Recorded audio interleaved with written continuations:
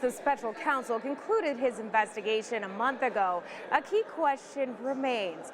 Why was his team unable to come to a conclusion on the question of obstruction of justice? And after looking at these 448 pages, the answer is not black and white. The Deputy Attorney General and I concluded that the evidence developed by the special counsel is not sufficient. Attorney General William Barr standing by the decision not to pursue obstruction of justice charges against the president, even though the redacted report's findings are complex. Investigators concluded if we had confidence after a thorough investigation of the facts that the president clearly did not commit obstruction of justice, we would so state. Based on the facts and the applicable legal standards, however, we are unable to reach that judgment. The issue complicated by two key factors. Under department practice, a sitting president cannot be indicted, and the commander-in-chief has a great deal of authority to give orders to officials. And you see a real constitutional question, whether or not a sitting president can be indicted. Investigators detailed multiple possible episodes in the report, like the president's statements encouraging then FBI Director James Comey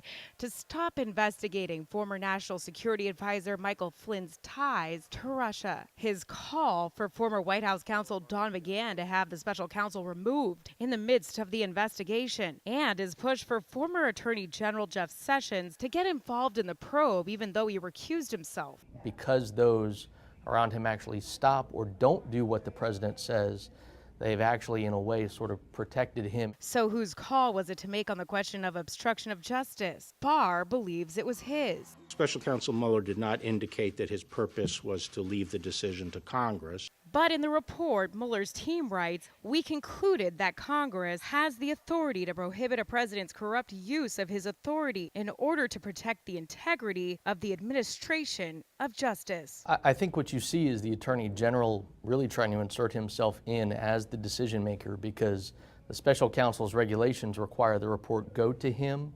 but it still leaves that Congress can conduct their own investigation. Democrats are calling on the special counsel to publicly testify to defend his decision. And Attorney General William Barr will appear before both judiciary committees in both chambers at the beginning of May.